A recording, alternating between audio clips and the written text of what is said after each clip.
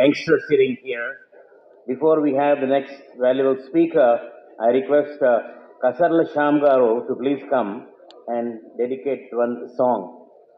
ఈ అవే ఈ సదస్సుకు విచ్చేసిన అందరికీ మరొకసారి నా ధన్యవాదాలు తెలియజేసుకుంటూ, కాసర్ల శ్యామ్ నేను ఒక సినీ గేయ రచయితని. నాకు అవేకి ఏం సంబంధం అనుకుంటున్నారా?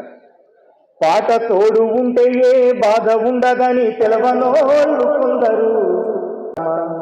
పాట అనేది నాకు పరిచయం చేసిన ఒక మహోన్నత వ్యక్తి అన్న ప్రభాకర్ చౌదరి అన్న. 15 సంవత్సరాలుగా ఈ అనుబంధం ఇట్లా కొనసాగుతుంది. అవే అంటే ఒక సంస్థ కాదు. నేను అన్న దగ్గర గమనించా, అవే మాటలు, అవే నిజాయితీ, అవే పట్టుదల, అదే పోకడ. అప్పుడు 15 సంవత్సరాల కింద ఎట్లా నేను చూశానో అట్లా చూశాను అన్నను. నిజంగా ఇంతమంది పెద్దల ముందు ఈరోజు నేను నిల్చోవడం నాకు చాలా ఆనందంగా ఉంది. ఇంతమంది నిజాయితీ పరుల మధ్య నాకు సన్మానం జరగడం నేను ఈ వేదిక జీవితాంతం గుర్తుంచుకునే వేదిక. ఒకే ఒక్క మాట చెప్పి ముగించగలను.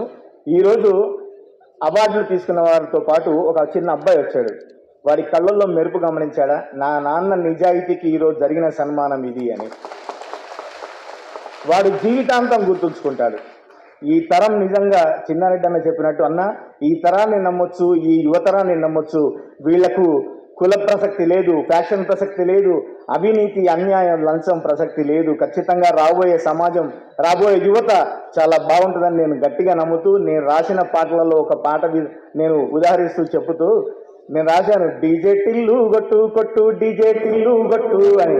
ఏం కొట్టాలంటే అవినీతిని తరిమి కొట్టాలి, అన్యాయాన్ని తరిమి కొట్టాలి, లంచగొండితనాన్ని తరిమి కొట్టాలని మనస్ఫూర్తిగా కోరుకుంటూ థ్యాంక్ యూ వెరీ మచ్.